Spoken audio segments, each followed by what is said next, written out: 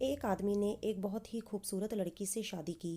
शादी के बाद दोनों की ज़िंदगी बहुत प्यार से गुजर रही थी। वह उसे बहुत चाहता था और उसकी खूबसूरती की हमेशा तारीफ किया करता था। लेकिन कुछ महीनों के बाद लड़की एक स्किन डिजीज़ से ग्रसित हो गई और धीरे धीरे उसकी खूबसूरती जाने लगी। खुद को इस तरह देख उसके मन में डर समाने लगा कि यदि वह बदसूरत हो गई तो उसका पति उससे नफरत करने लगेगा और वह उसकी नफरत बर्दाश्त नहीं कर पाएगी। इसी बीच एक दिन जब पति ऑफिस से घर वापस आ रहा था तो उसका एक्सीडेंट हो गया। एक्सीडेंट में उसने अपनी दोनों आंखें खो दी। लेकिन इसके बावजूद भी उन दोनों की ज़िंदगी सामान्य तरीके से आगे बढ़ती रही। समय गुजरता रहा और अपने चर्म रोग के कारण लड़की ने अपनी खूबसूरती पूरी तरह से गंवा दी। वह बदसूरत हो गई लेकिन अंधे पति को इस बारे में कुछ भी पता नहीं था।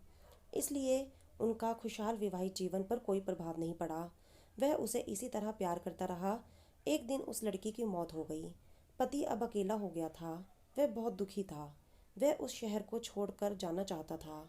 उसने अंतिम संस्कार की सारी क्रियाविधि पूर्ण की और शहर छोड़कर जाने लगा। तभी एक आदमी ने पीछे से उसे पुकारा और पास आकर कहा, अब तुम बिना सहारे के अकेले कैसे चल पाओगे? इतने साल तो तुम्हारी पत्नी तुम्हारी मदद किया करती थी। पति ने जवाब दिया, दोस्त, मैं अंधा नहीं हूँ। मैं बस अंधा होने का नाटक कर रहा था, क्योंकि यदि मेरी पत्नी को पता चल जाता कि मैं उसकी बदसूरती को देख सकता हूँ तो यह उसके लिए उसके रोग से भी ज़्यादा दर्द देता। इसलिए मैंने इतने साल अंधे होने का दिखावा किया। वह बहुत अच्छी पत्नी थी, मैं बस उसे खुश रखना चाहता था।